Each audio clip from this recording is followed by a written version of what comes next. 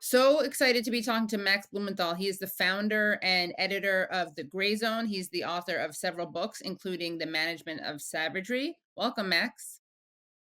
Good to see you. Thank you. You too. You have done a lot of really important reporting, and you've been smeared, which is always a sign that you're doing something right. But want to start off with your assessment of where we are right now in not only this genocidal war against Gaza, but also this regional war, which the United States government is denying is a regional war and is pretending is like discrete mini wars. Yeah, I take heart in being smeared. It's worse than not being credited for my work by other publications, certain other publications. Honestly, it's better to be acknowledged than not, even if it's hatefully done. But yeah, I mean, we've been covering this war longer than we thought we would have. I mean, I thought the 51-day war in 2014 was insanely long and grueling. And I've almost lost count. It's over 120 days. And it was only a matter of time before the war expanded throughout the region. That's really what's happening. While Tony Blinken has been on, I've lost count. I think he might be on his 4th trip to the Middle East now. Apparently trying to work out some deal to convince Hezbollah to withdraw some of its forces from south of the Litani River in exchange for Israel making huge compromises, which would lead to some of its population maybe being able to go back to the north. But at this point, if the war ended, Israel would face a serious political defeat.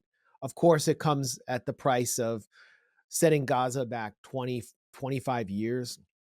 It would take 10 years to rebuild enough housing to house everyone, at least. But Israel has made no real military progress in Gaza. Its stated goals were to eradicate Hamas and release the hostages, and they've done neither. Hamas is still causing casualties, destroying Israeli armor with locally made weapons, especially west of Khan Yunis.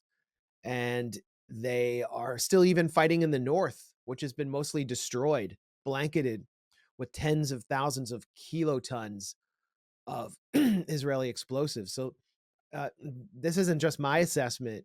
It's retired U.S. General Frank McKenzie, former member of the Joint Chiefs, on Face the Nation on CBS, said Israel isn't meeting its goals. It's failed in its goals, and its progress has been very limited.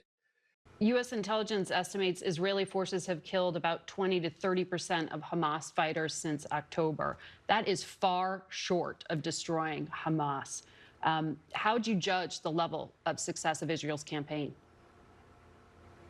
It's very limited so far. I think they set themselves a goal of removing the political echelon and the military leadership echelon of Hamas when they went in. They have not been successful to date at doing either. And Hezbollah hasn't even thrown anywhere near its full weight into the battle. So what can Israel do? And what can the United States do? They can't agree to a ceasefire politically. There's so many forces that are preventing them from doing it, even though more and more of the Israeli population wants a ceasefire because they realize that getting the hostages out and keeping the troops in Gaza are mutually exclusive. So what the U.S. is doing is essentially buying Israel time by bombing all these popular mobilization units in Iraq, attacking targets in Syria that they believe are connected to Iran or the IRGC, and bombing Yemen, which has intervened and waged basically an actual responsibility to protect military intervention to prevent genocide. Yemen and the Ansar Allah movement, which effectively control it, are the leaders of the genocide prevention movement, not Samantha Power, who's directly implicated in genocide in Gaza. So the U.S., I mean, what they're doing is completely fruitless militarily. These are like strikes just to demonstrate that Biden is serious, but they're not strikes that take away anything valuable from Iran or any of its allies. They've changed nothing on the ground. And Israel is completely trapped, and its social crisis is growing. Remember, before October 7th, Israel had this gigantic mostly kind of like middle class Ashkenazi metropole movement against Netanyahu, but it was ferocious. I mean, hundreds of thousands of people were in the streets at several points. And Netanyahu crushed that movement and got all of the reservists to actually go back to the army reserves after refusing to go to training with October 7th. But now they're back. They're back in the streets. They're escalating. The movement is turning against Netanyahu. Netanyahu's meeting with the families and telling them there will be no ceasefire. He's basically telling them he's going to kill their children or their loved ones. And when I say kill them, I mean the Israeli army has killed at least 30 hostages in Gaza since October 7th, probably more. And so I think the U.S. and Israel are completely stuck here, and they're going to have to cut a deal at some point. There's no way this is going to be resolved militarily, and it's opened up an entire new window into the U.S. presence or kind of prism for viewing the U.S. presence in the Middle East for us at home, just seeing how much how secretive it is. There is a new poll out by Defense Priorities today, which is they're kind of like, I wouldn't call them an anti-war group, but they're sort of like foreign policy moderates, and they lobby on the Hill. And this poll found that less than 3 out of 10 Americans even know that American troops are in Syria. A majority oppose U.S. troops in Syria when they're told there's a presence there, but when they're told that U.S. troops are receiving casualties, are dying, defending that illegally occupied territory, the number of Americans who oppose the U.S. presence in Syria goes up dramatically. So 3 Americans, Black Americans, who were like weekend warriors, who definitely didn't join the military to be human tripwires for war with Iran, were killed at this Tower 22 base, supposedly in Jordan, but it's right on the other side of the illegal U.S. base at Al Tanaf in Syria. And they might have been killed in Syria. Their job there was basically they're working on construction to help expand the base. Nobody knew that base existed. I didn't know that base existed. Jordan has denied that that they were killed in Jordan. So we still don't even know the full story here. So what the U.S. is doing is defending this archipelago of bases there now that aren't popular among Americans. They're prolonging a genocide in Gaza, and there is no clear diplomatic exit ramp that's being provided by Tony Blinken because they're not using the leverage that they have over Israel. They refuse to do it. We're not just witnessing kind of a turning point for Israel. This is a real turning point for American empire. We're witnessing the acceleration of American decline in the Middle East. So why is the United States doing what it is doing? What is motivating the US in these areas and also in Israel? Well, they're defending Israel's strategic depth, and as Jake Sullivan said, NSC director Jake Sullivan, I guess it was on Meet the Press, and I can't believe they're still saying this. Israel needs to fight this war until Hamas is no longer a threat.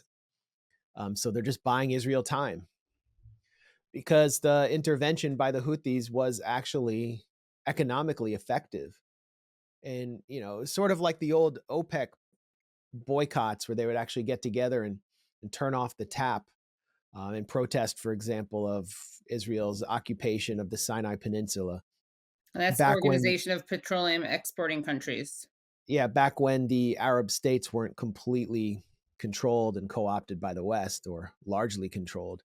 I mean, what you have here is a collection of non-state actors, some of whom effectively control states or have a large stake in states. Like Hezbollah has a huge stake in Lebanon, which is why they're not excited for escalation.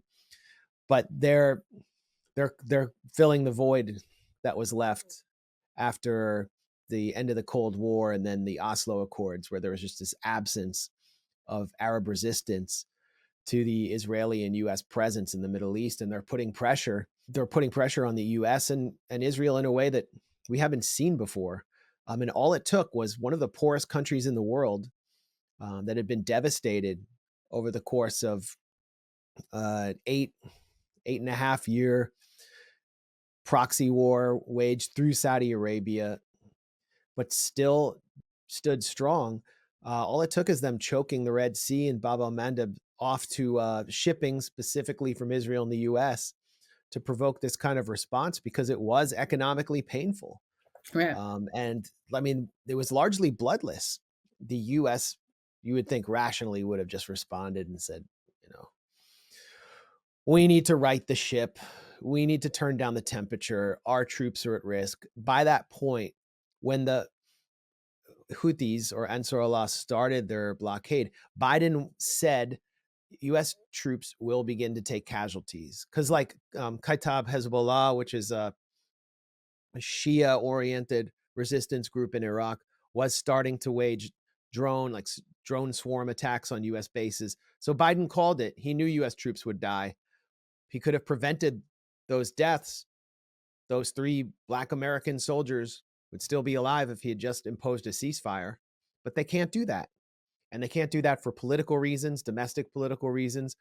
Biden will face abandonment of donors to his 2024 reelection campaign. Tony Blinken's future will be in peril because, you know, he's going to walk through the revolving door, go back to West exec advisors after the State Department, and hump in contracts through his contacts at State and the Pentagon for arms industry clients that are also invested in Israel and, you know, Israeli tech.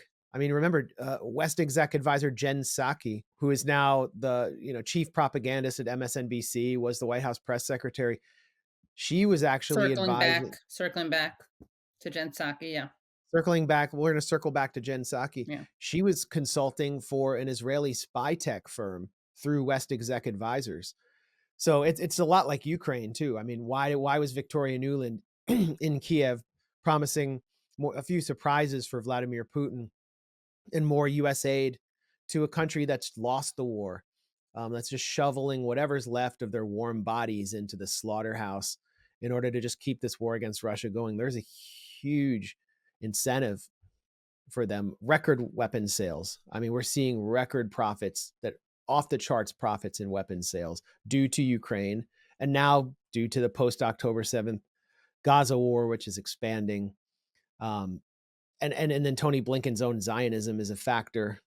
Jake Sullivan, he's not Jewish. He's committed to the Zionist project. I mean, they're all just deeply committed Biden's to a this. big Zionist, and he's not Jewish.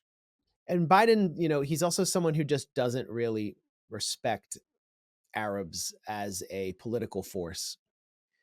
He just has never seen them as a political entity, even either in the United States or in the Middle East, that deserved respect. And that's clear from his reflexive reaction to October 7th, where he bear hugged Netanyahu. Tony Blinken went over there went to Tel Aviv and said, "I come here as a Jew." And that was the moment that he basically forfeited all influence and leverage, as well as his diplomatic status. At that point, he was just Netanyahu's bitch, or he was like Netanyahu was like the bar mitzvah tutor, and he was the bar mitzvah boy. That's what it really felt like at that point. And that's a role that Netanyahu loves to be in. He sees himself sort of as a mentor to U.S. presidents to help them understand the Middle East. And he speaks to them about this Hobbesian jungle that only he understands, and that the Arabs only understand force. And now it's clear, and, you know, everyone in the Biden administration knows they kind of got played. They reacted emotionally, and now they are being, I hate to say dragged in, because the U.S. is there for, you know, reasons of its own, but they're being dragged into a situation where they don't really have a clear strategy. They don't have an exit strategy, just like George W. Bush, as people said. And it's not like it's not very complex. I mean, this is pretty simple. From the point of view of American national interest and real politics, it's pretty simple. You just tell Israel they're not getting spare parts for their F-16s, and the whole thing ends. Right. They wouldn't last a second, but they won't do it. And this is a real reason to oppose Biden. because it means, his base by massive margins supports a ceasefire. I was driving around Capitol Hill today, walking around. For the first time, there are no Ukraine flags up, and there are ceasefire now signs Mm. on like every block. There's a house that has a full ceasefire now sign. I watched the Grammys in a sort of act of masochism last night, and I was impressed that Annie Lennox made the call for a ceasefire. Marches for ceasefire, peace in the world. And she was, embodying Sinead O'Connor singing "Nothing Compares to You." Right. Who Sinead was O'Connor was critical a of vocal. Israel. She Yeah. was a vocal supporter of Palestine. Yeah. So I looked at the list of celebrities who had signed on, and like these were A-listers. There are major people there, including like Dua Lipa, who opened the Grammys, and was up for awards. Right. So it's clear that a certain line has been crossed where major celebrities are no longer afraid of threatening their own bottom line. These are people in Hollywood, but also people in the recording industry.